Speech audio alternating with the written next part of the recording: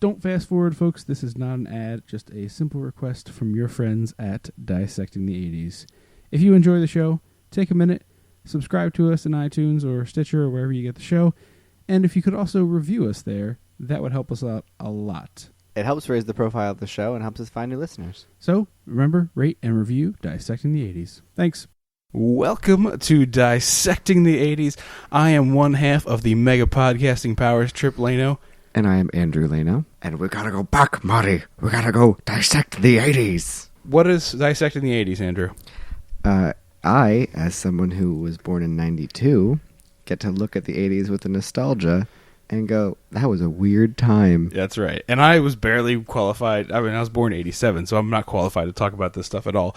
But the idea came about that we were watching some content and just thinking, this is absolutely the silliest. So the idea of the show is we pick something from the 80s, whether it's a television show, a movie, or just some piece of pop culture, and we talk about it for a while. What are we talking about this week?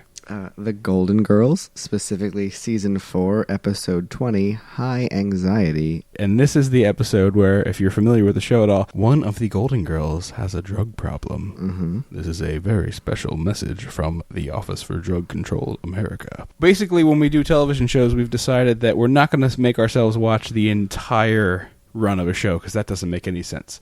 You may have, I mean, you may have seen more. I mean, I know I've seen more than just this episode of Golden Girls, but for the context of the show, we're not going to be like, all right, we got to watch 40 episodes of G.I. Joe in order to talk about it, because that's just preposterous. So we're just going to jump in on an episode and kind of go from there. Full disclosure, though, I love the Golden Girls, and B. Arthur is a role model of mine. I was surprised. Just general thoughts before we kind of go into the thing. I was surprised by how much I enjoyed the show. Like there was a few genuine laughs for me in watching this show, and I've seen episodes before, as I said, but there was a few genuine moments in this where I found myself laughing and kind of surprised that it made me laugh what it did. But I started off laughing because it's Season 4, Episode 20 is the drug episode, and some writer in there had that like yeah. Begin at the beginning. This is a wonderful theme song for a television show. Oh, it's so great. I love it. I mean, it's legitimately something you can crank up in the car. I know I have, and sing along as you drive down through whatever road life takes you on. Down Main Street. Yes, exactly.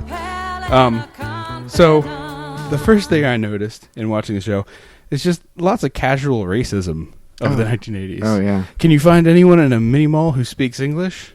I wasn't sure if that was like an 80s reference to something I didn't get, or that was just racist. I think it was just supposed to be racist. I mean, the mini mall's been around for a long time. Mm-hmm. There still are mini malls. Yeah. And I don't recall them ever being a specifically ethnically run type of place. I don't. Well, the thing is, Rose said that, who is also supposed to be the stupid one. Okay. Which is why the joke about, she was like, oh, were you a soda jerk? And she goes, no, I'll have a malt, thanks. And ha ha ha, cue the audience laughter. Let's look how silly and stupid this girl is. And then we're going to give her a drug problem in about 5 minutes. Yes. Buckle up. Buckle up. But that's the thing that made me really kind of blew me away with this. We've talked about this not on a podcast form, but I'm not a big fan of the Big Bang Theory.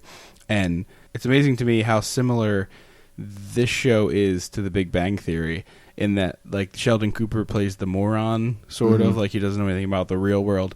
It's the same exact character as Rose. Yeah. I mean, some of the lines that Rose says are like, oh, I could see that being in a Big Bang Theory episode, and I was kind of surprised to see that. But the other observation I have, I took a bunch of notes, we both did. Old lady fashion seems to be identical to what it was then. Oh. It's a lot of broad shoulders. I can't tell if it's 80s or old lady, because it's so like long and wide. It's very it's everybody is like a candlestick. Like a fat candlestick. It doesn't make any sense at all. There's this, they're all just wearing curtains. Curtains and broad puffy sleeves. Broad puffy sleeves and sort of shoulder paddy football pad things going on.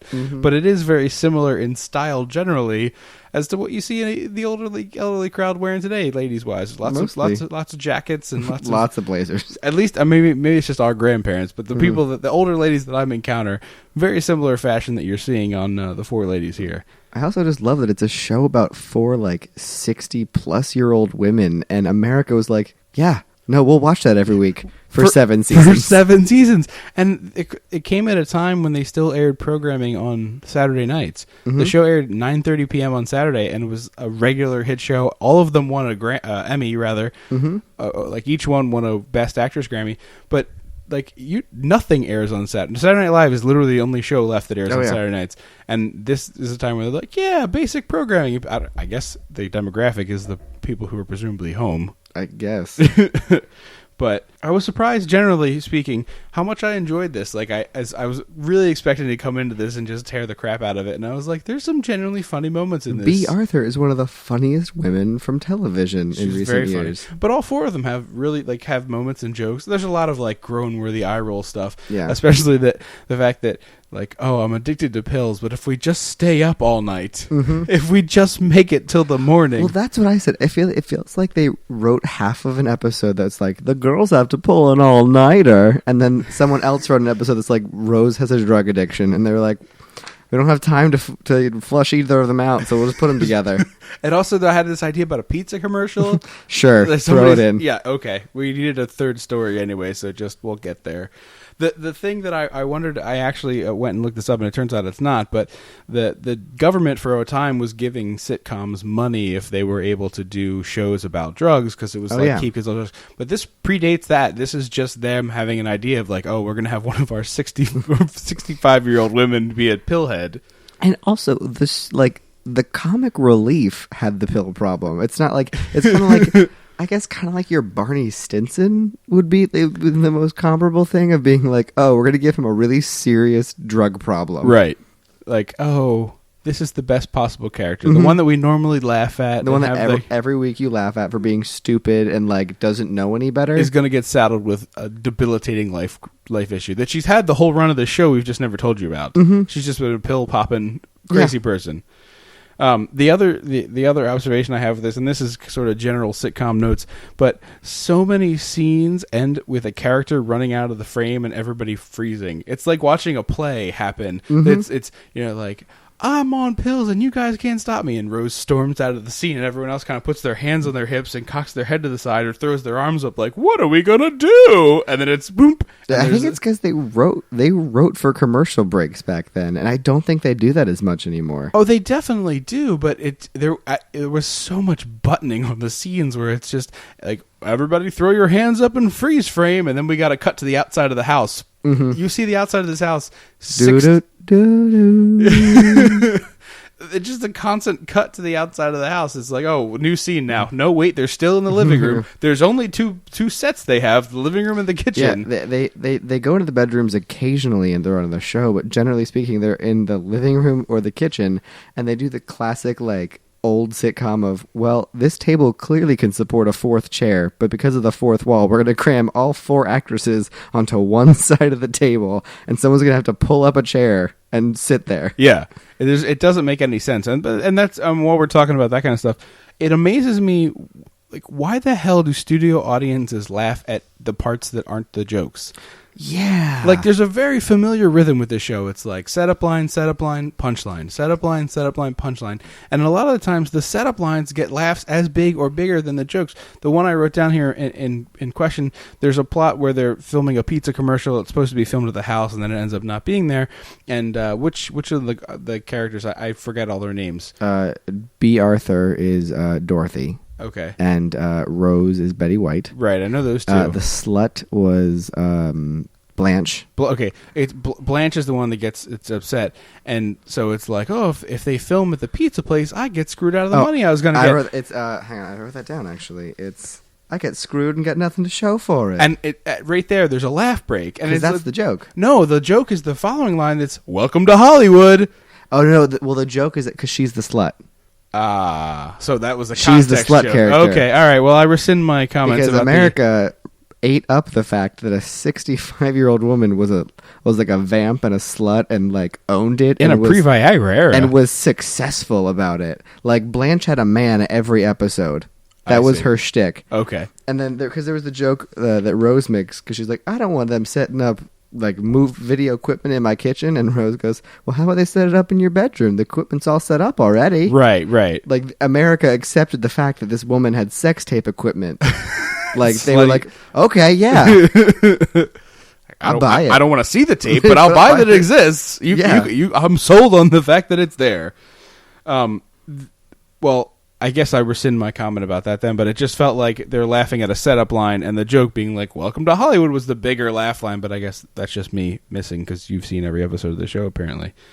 It's nice to say Jay Thomas getting work as well. He's the guy that comes on Letterman at Christmas time and tells the story. Oh, that's it. Was he the director? Yeah, he was the director of the commercial. Uh-huh. What else do you have some notes on there while we're throwing topics around here? This is going to be the shortest podcast episode ever. Probably. Where is it? Well, I wrote that because the mom character, Sophia, wrote down that she was like, I used to have an ass you could bounce a quarter off, and I said a director once said that about me. So I thought that was my relating to an anecdote. That's a great note. Thank you. The people at home are really, really glad you wrote that down. A director once said that about me. Yeah. I'm glad that you took the time to write that note. Hey, I wrote 3 pages of notes. You do have a shitload of notes. This episode is roughly 21 minutes. Did you watch it on YouTube?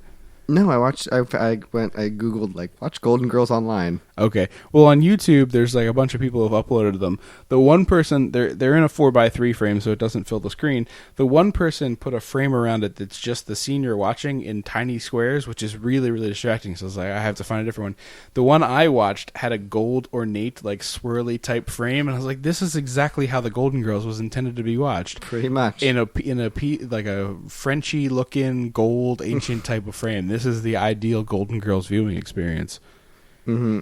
I just love that the episode couldn't decide if it wanted to be a regular episode of the Golden Girls where they have a wacky scheme and there's jokes all around, or if it wanted to deal with a really serious issue in a really real way. Yeah, it's very schizophrenic that way. Because they have Rose literally smashing plates looking for drugs and then following that up with she was like, you said you could take or leave the drugs. Yeah, well, now I want to take them. Right. And you're like...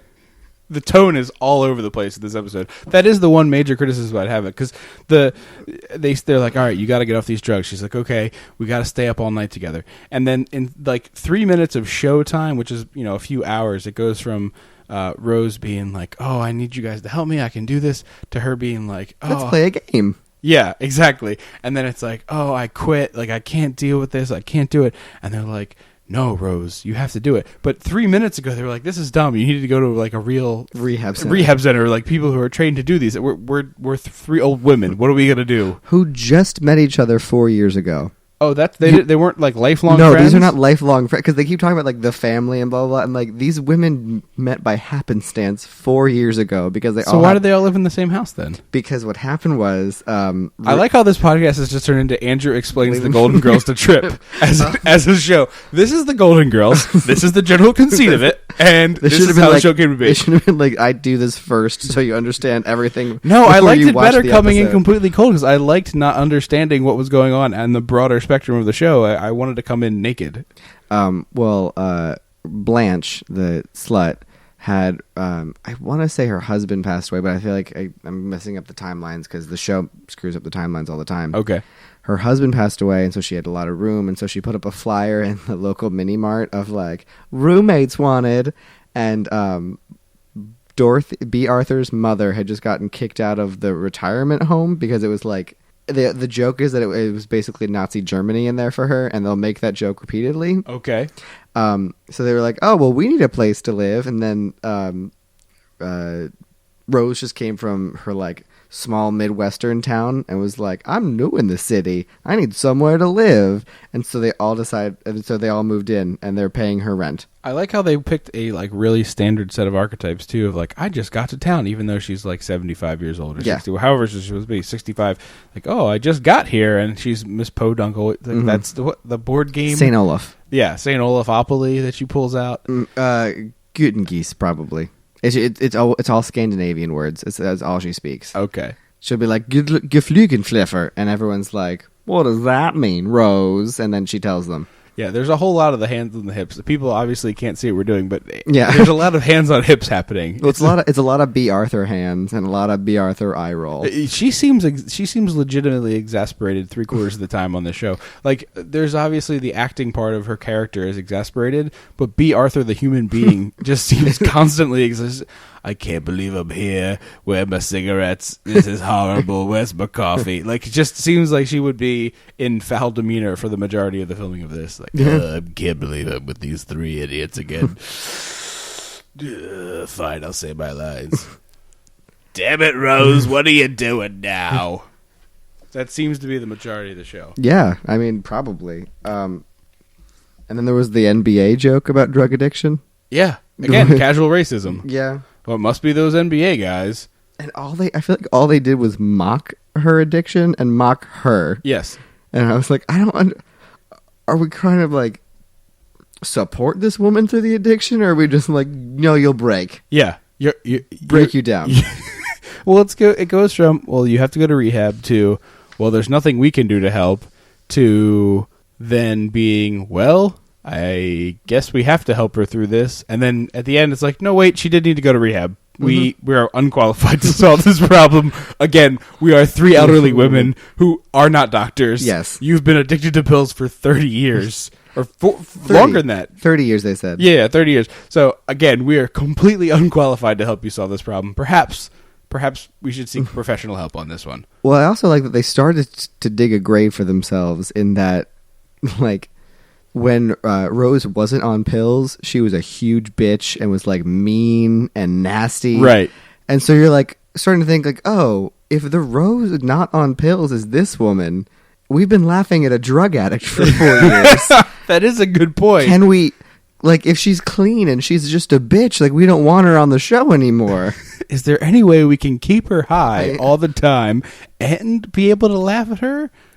Maybe. Yeah. Well, let's ponder that line of thinking. Can we laugh at the drug addict? That's why at the end, all of a sudden, she goes back and nothing seems to have changed for her. No. At all. But she kicked the habit. Yes. That's the only thing that's changed, that she says she's kicked the habit. Yeah, it's one of those endings of these types of shows where, and part of the reason why I didn't feel the need to watch a whole lot of episodes of it is that the episode is going to end exactly where it started. They're happy and friendly again. So, 4 happy friends, problems introduced, problem is solved, everybody hugs, and we cut to credits. Thank you for being a friend. And that's it. Like, we go home, and the next week you do the whole same thing again. It's a very standard sitcom in that way. So when you introduce a drug problem, and I knew of this episode as sort of a semi-legendary thing of, oh, this is the episode of the Golden Girls where one of them has a drug problem. Yeah, the like retired women. Yeah. One of the retired women has a drug problem. Yeah, she's just casually addicted to painkillers. No big deal. Not something anyone needs to worry about, but mind you, she can't stop taking painkillers. Yeah. Really not affecting anyone in any real way, except for the fact that someone finally noticed. Yeah, that is truly it. She seems totally fine with continuing to be on pills, but once someone realized she was on pills, it was like, all right, time out here. We're going to have to solve Wait, this you're on problem. Pills? You are now a worthless piece of crap. Yes. Can we possibly kill you? Can we berate you? Yeah, that we can definitely do. We can definitely mock you We can and call not you a take this moron. addiction seriously. Yeah, and then decide, nope, we'll help you through it, because, again, we're a family, even though they've only known each other for 4 years, which I just found out 35 seconds ago. Yep, 4 years. That's mind-boggling. I had, having only watched this episode and a couple other ones randomly, I would have told you they were lifelong friends that like grew up together, and No, they not all at were all. from St. Olaf or whatever. No, not at all. Yeah, that kind of blows my mind. Well, what else do you have on this particular episode of The Golden Girls? Do you have any other notes left we haven't hit? The stupid commercial was the beeline. That was great. And it was a national commercial for a local pizza joint. Yeah. Which I did appreciate. The end, she takes one bite of the pizza and is like, "No, this is crap. I can't do this." Like, stand up for your morals, integrity. Rose. Yeah, have a little And that integrity. was Sophia. Sophia, I'm sorry. Rose is the dumb one, right? Yeah. I'll Rose get it is- by the end. Rose is dumb. We'll Blanche watch- is a slut. Dorothy's sassy, and Sophia is old. Okay. Well, I will know that information and never need it again. Never again. After this podcast, I do not expect to do a lot of discussion of the Golden Girls. You run trivia night. I do run a trivia night, but Golden Girls Which doesn't one was come- the slut? Which of the Golden Girls was the slutty one? Yeah, Was it A, Rose, B, Blanche, C. Sophia, or D. B. Arthur? Not even Dorothy. I couldn't remember her name, but I got them all Dorothy. right. Yeah, Didn't I? yeah. Yes. All right. I'm counting that as a victory. And I also like that there's the classic old TV show trope of like, this person has a job when it's convenient to mention for the story. Like when she's like, I'm a substitute teacher. I'll rewrite your script for you. Yeah, yeah. Because another episode of the Golden Girls is B. Arthur I think they never really say what she teaches. Like sometimes it's English, sometimes it was definitely English in this episode. Yeah, but they changes, and she was teaching ESL or whatever it's called now. English as a second language? Yeah. Okay. Well, that's again also English. Yeah, she's teaching ESL to, I want to say, Mario Lopez in like one of his first roles, and he got deported, and that was the story. That's actually. Why didn't we watch that episode? Well, there's also the one where George Clooney shows up. That would have been so much more fulfilling. Dorothy fails as a teacher, and as a result, someone gets deported. No, she didn't fail. He was a great student, but then they were like, "Oh, you're here illegally. You have to go." So they dealt with illegal immigration. I can't believe there's such heady topics on such a stupid Oh, program. Yeah. Well, it like dips randomly because there's one episode where they all recount like the end of their relationships or like the deaths of their husband, if applicable. It's like one of their clip shows, and it's like there's a really like genuinely sad moment where Rose is back in St. Olaf and she's like talking to the ghost of her husband over her birthday cake, alone in her house. Before she's come to meet the Golden Girls, I guess? Before she's coming to meet the Golden Girls, she made a birthday cake and she hid it like her husband always used to, and then she hid it from herself. Yeah, like put a cloth or whatever. Right. And then it was like, oh, it's beautiful, and then has like a heart-wrenching conversation with the ghost of her dead husband about how she's leaving St. Olaf and she's moving to Miami, and you're like, what? Where is St. Olaf supposed to be? America or Minnesota? Elsewhere? Okay. Is her dead husband there as like no, a shimmery effect? not at all. By She's herself? By herself. It's Betty White, dark. alone in a room. That is so dark. Alone in an old kitchen, talking to the dead ghost. That is the darkest possible way to set that scene up. And it's Betty White's got acting chops as like a serious actress because she nails it, and you're like, I'm kind of crying in an episode of The Golden Girls right now, and not because someone's being deported, because of perhaps bad English teaching and perhaps just general deportation. Just America's deportation laws. Yeah, like, you know what? Forget your ESL lessons. We're shipping you right the hell out of here. Go back home. Get out of here. Gonzalez. You're not wanted. They also talk about gay people and interracial couples on The Golden Girls, so there's no topic too out of reach. Yeah, I wonder. But the one question I have of the show is like, was there an old person on the writing staff to be their like consult for these types of things? Was there like a token old guy? Like there was like Blanche and Maury, and they're both like 75 years old, and they plucked them out of some Florida retirement home, flew them to Hollywood, and were like, sit in our writer's room and tell us if this stuff rings true. And instead, there was just hurling racial epithets, and they were like, "You know what? Bad idea. Go home. Bad. This was a poor choice." They're using phrases that people don't know, but know they should be offended by. Yes, exactly. Like I think that was racist. I don't want to repeat it, but I'm pretty sure it was racist. Can we get the writer's assistant to look that up? I think that was a racial epithet. We should check that because intern. Go look it up. Yeah, find the dictionary, look up the word they just said. I'm not going to repeat it. You heard it. And you just, because if I repeat it, then I've said it. So call the network. Yeah. Call the network, see what they think. Get these people back to Florida because I can't deal with this anymore. They need to be back in God's waiting room. I feel like they have to have had something there. Otherwise, it was like a team of like 20-somethings writing a show for 65-year-olds, and that's why we got a slutty retiree. Yes. Although, to be fair, I have read many articles about how older folks are... Oh, retirement homes are like are Buck City. Yeah. That's a strange turn of phrase, but yes. if I can it's basically swear. Caligula. Because it's a dorm room, but there's no classes or RAs. Right. So it's STDs abound. And some of the people are in wheelchairs. Yeah. That's sort of how it works. Yeah. STDs abound in nursing homes. Yeah, I've read that as well. It's a epidemic, they say. An epidemic of older folks getting STDs. Getting the bone. Well, would you recommend, I know you're a fan of the show in general, but with this particular episode, would you recommend people go seek it out on the YouTube or something of the like and watch just this one episode? I would. Maybe not as like a starting out point for like, if you enjoy the Golden Girls, watch this episode for sure. Maybe this shouldn't be your foray into the world of the Golden Girls. You shouldn't dip your toe in the water like by getting in. Find the one where like Blanche and Rose tap dance in the living room for 20 minutes. But I watch it. I say watch it. Don't start with high anxiety. Don't start with high anxiety okay. if you like want to get into the show. Well, but definitely watch it. Okay. I kind of feel the same way. I have seen other episodes. I couldn't tell you what their plots were, but there are some jokes there that still land. This is definitely, there are worse ways to pass your time for sure. They're funny women. Yeah, I mean, they're absolutely talented, female comedians. I pronounce that word terribly usually, but they're all funny. There's there's definitely good timing.